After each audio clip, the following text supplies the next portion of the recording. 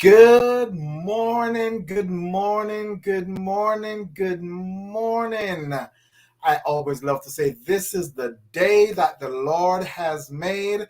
Let us rejoice and be glad in it. Welcome to another episode of Monday Mornings with the Smiths.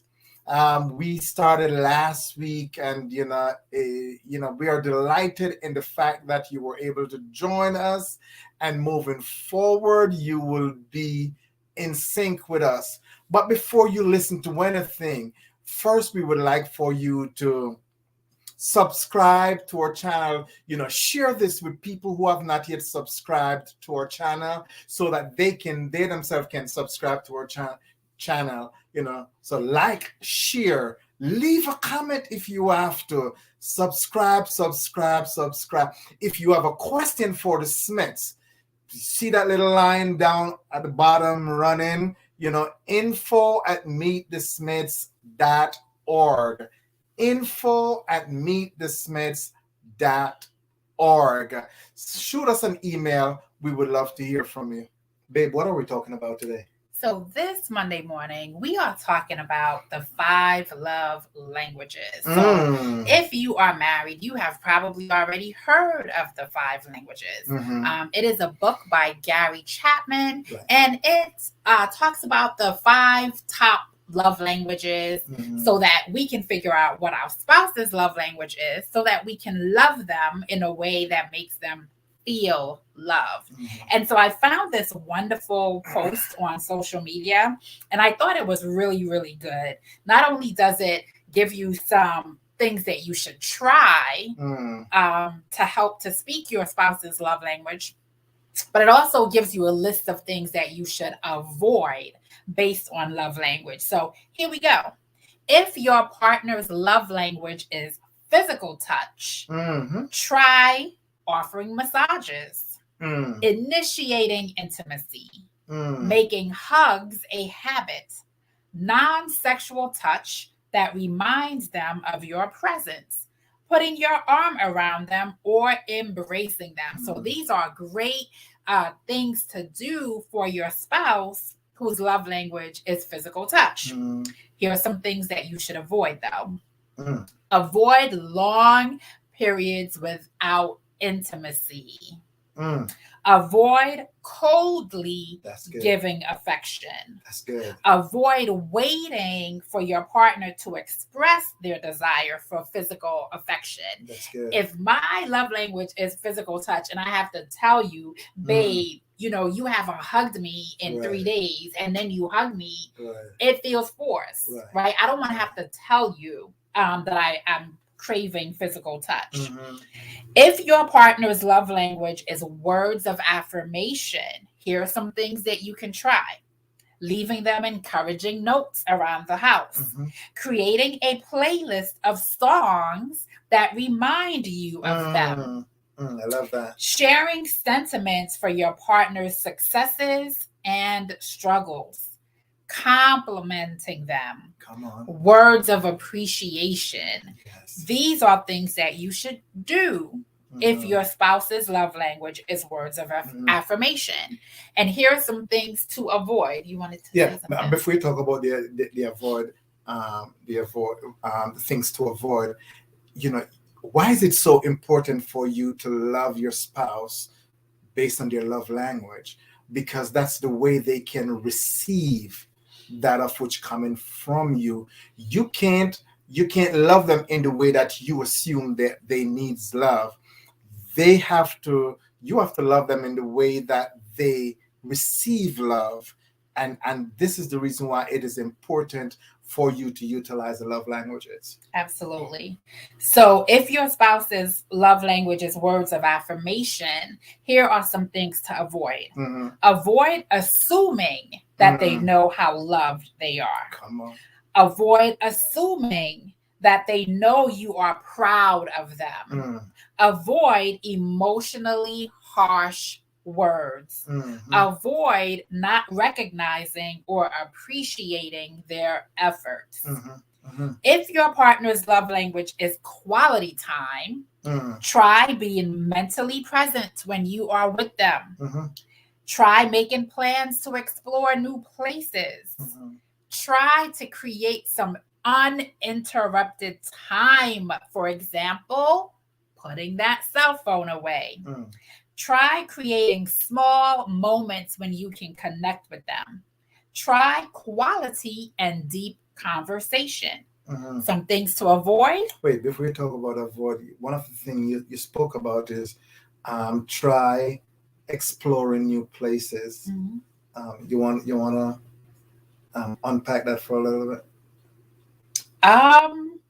Going on trips, finding a new adventure that you guys haven't done together before. Right.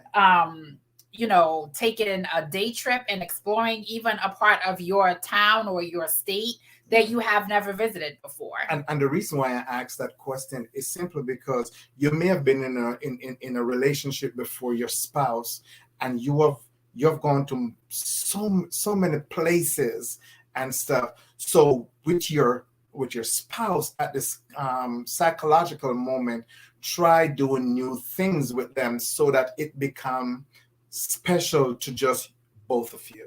Absolutely. So some things to avoid if your spouse's language is quality time. Avoid being distracted when you are with them. Avoid viewing your partner as simply needy. Avoid complaining about the time that you spend together. Avoid preparing for other engagements when you are together with your spouse. Mercy. Really, really key. Yeah. Some of these are so deep. I feel like we might need to do a part 2 as you're the love speaking, languages. I think we should do a part 2 because I'm looking this. We have already gone over 7 minutes. Yeah. So.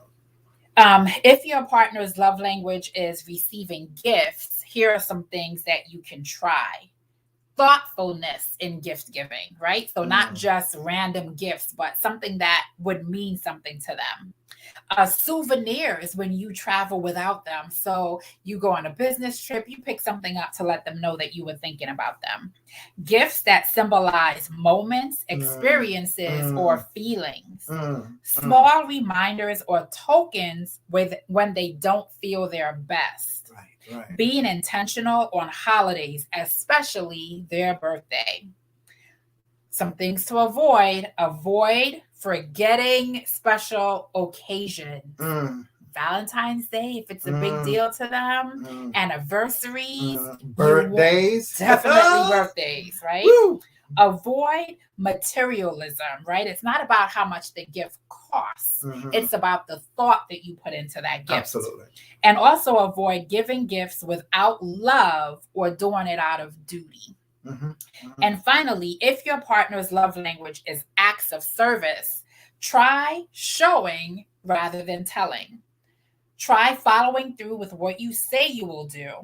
Try assisting with stressful or time-consuming tasks. Try looking for small ways to help them. For example, cooking for them, running their bath, paying for gas, taking their car to be washed, little things like that you can do. Try being spontaneous. So, for example, showing up to their job place with flowers. Great, just little acts of service. Avoid ignoring requests for help. Avoid not following through.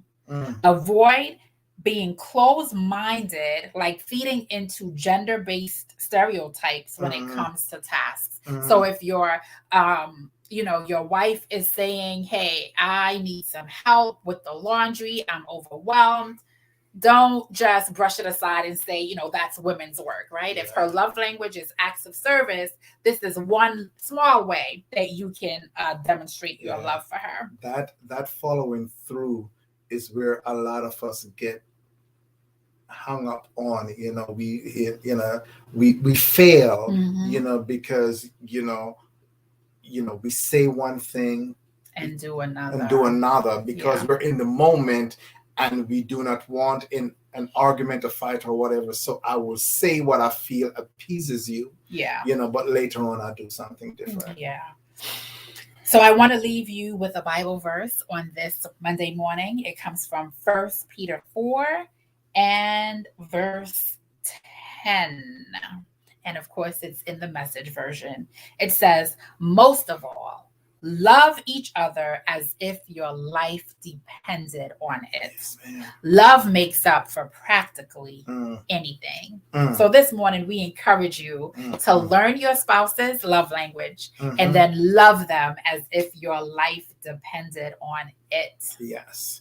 And before we go, babe, we have a very special event coming up. You want to talk a little bit about that? Sure. Listen, the Smiths have something that we've been doing annually since 2016. COVID came and interrupted that. Yes. But we are back in 2022. We are doing a 7-day Mediterranean cruise. Mm, This is our signature workshop. yeah. This means War Relationship Boot Camp. We are going to the Mediterranean from October 16th through the 23rd. We will place the information, the link where you can register to join us in the comments. But make sure you reach out to our travel agent. There is still room. There's still space. Yes. We would love to meet you in person. We would love to see you. I am so pumped about this. It is because, it's about what, 3 years? 2 years. 2 years since we have done one. And so we're looking forward to this one. Our travel agent called us the other day and said, man, his phone just keep going off the hook. So keep it ringing. Keep it ringing. We're excited about that. So do not hesitate to call and let's make it happen. Yes. So listen, enjoy your week. Have a fabulous rest of your Monday. Remember, like, share, and subscribe so you can get new content every single Monday morning. We are Edward and Debbie Smith, certified family life educators, and we are here to help you get relationship strong. See you next week. Be blessed, guys.